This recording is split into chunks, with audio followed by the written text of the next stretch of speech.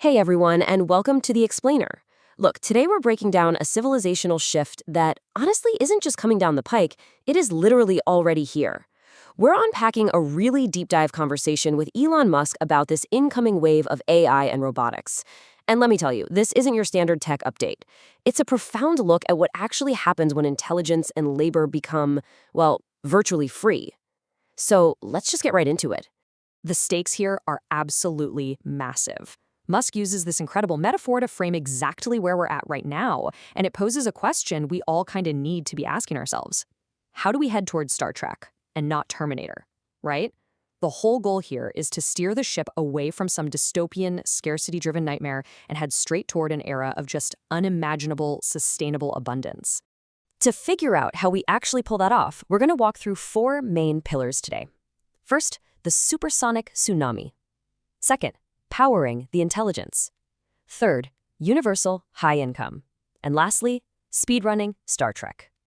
Okay, let's jump right into part one, the Supersonic Tsunami.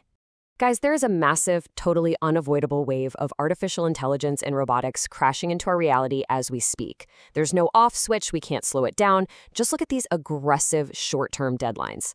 We're talking about artificial general intelligence, AGI, potentially hitting by 2026. In just 3 years, humanoid Optimus robots could literally be the best surgeons on Earth, doing flawless microsurgery.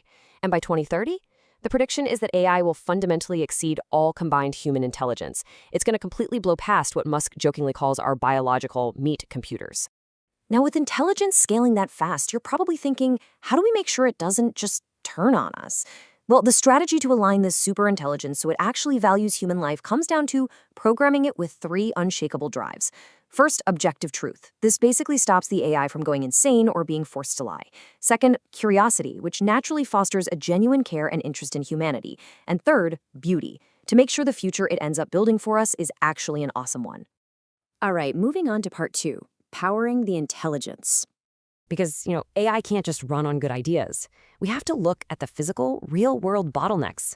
And energy generation is the ultimate bottleneck right now. To put that in perspective, the peak power output in the US is about 1.1 terawatts, but the average usage is only half of that. So the crazy thing is, by rolling out massive battery storage to buffer that energy, charging up at night and discharging during the day, we could literally double our energy throughput.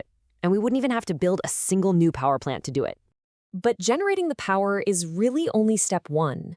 The actual constraints stopping us from scaling AI to infinity right now are purely physical. It's not just about silicon chips anymore. The immediate hurdles are electricity generation, acquiring the massive transformers you need to step that power down, and then deploying these complex liquid cooling systems just to keep gigawatt-scale data centers from literally melting down. So, if we can't find the space or the power down here on Earth, what do? We look up. And this brings us to a staggering number, $1 million. That is the projected marginal cost for a single, fully reusable Starship flight. When the price gets that stunningly low, suddenly, launching orbital data centers becomes completely economically viable. It's a total game changer. And this really illustrates the sheer scale we're talking about. The mind-bending plan here is to use Starship to launch 1 million tons of payload into orbit every single year. That kind of capability allows us to build 100 gigawatts of space-based solar-powered AI satellites. Think about that. That is roughly the power of 100 nuclear reactors just floating out there in orbit. And it makes total sense, right? Because in space, the sun is literally always shining, and cooling the hardware just means radiating heat out into the endless vacuum. Which brings us to part three, universal high income. So what happens to all of us when machines are doing all the thinking and all the building? Well, forget universal basic income. Actually, no, think of it more like universal high income, or UHI. This isn't just your standard government taxing and redistributing wealth.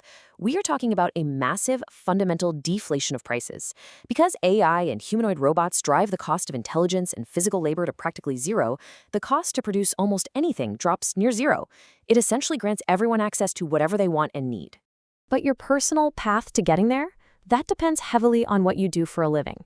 Let's contrast the timelines for job obsolescence here. White-collar labor is all about manipulating bits and information, tapping on a keyboard, basically. That gets replaced by AI very easily and very quickly. Blue-collar labor, though, involves shaping atoms in the physical world. That's going to take a little longer, because you have to physically manufacture and scale millions of humanoid robots. The big takeaway here, anyone manipulating digital information is going to face the tsunami way before the physical laborers do. But don't get me wrong, those humanoid robots are catching up at an astonishing rate, thanks to what's called a triple exponential. Basically, AI software gets smarter, the chips get faster, and the physical dexterity gets better. All three of these multiply together in this crazy recursive loop of improvement. Eventually, it leads to robots building themselves, and ultimately, machines outnumbering humans. Now, obviously, massive societal change like this forces some really rapid adaptation, and experts pretty much all agree. The transition is gonna be bumpy. Over the next 3 to 7 years, as traditional jobs start vanishing before this universal high income fully stabilizes things, we're likely going to see some real turbulence and social unrest. And look, people are understandably anxious about their livelihoods when they're staring down such radical, unstoppable change. All right, finally, part 4, speedrunning Star Trek. If we can make it through that bumpy transition period, the horizon just opens up immensely. The long-term physical goal for humanity is escaping our planetary gravity well. Right now, we only use a tiny fraction of the energy available to us. The grand aspiration is to move up the Kardashev scale, which is basically a cosmic energy scorecard, by building Dyson swarms. These are massive arrays of solar collectors orbiting the sun. If we could capture even just a millionth of our local star's energy, that alone would be a thousands-fold increase over everything Earth can currently produce. But to actually be around to enjoy that incredible cosmic future, we've got to talk about biological upgrades. See, aging is essentially being viewed as a software issue, a synchronized programming failure in the body that we can actually solve. The goal here isn't just living, a few years longer. It's reversing age-related decline completely. It's hitting longevity escape velocity, which is this wild concept where science extends your life faster than you actually age. The ultimate goal is to radically expand the human health span so we can fully experience this incoming era of abundance. Naturally, as we approach this almost godlike level of technology, the conversation gets pretty philosophical. Consider this fascinating take on simulation theory. If our reality really is just an advanced computer simulation being run by some higher intelligence, it essentially acts like a movie or a video game. And just like we turn off a game when it gets boring, only the simulations that remain interesting avoid getting shut down. It's basically a Darwinian necessity for our universe to stay captivating. So, for the sake of the entire universe, keep your life interesting. Which leaves us staring at the infinite horizon with a profoundly deep question. If this supersonic tsunami actually delivers universal high income, perfect robotic labor, and biological longevity, in a world of infinite abundance and zero necessary labor, what will humanity choose to do with an unchallenged life? When survival is absolutely no longer a struggle, finding our true purpose might just be the greatest challenge we have ever faced. Thank you so much for joining me on this explainer. Keep wondering, keep learning, and I'll catch you next time.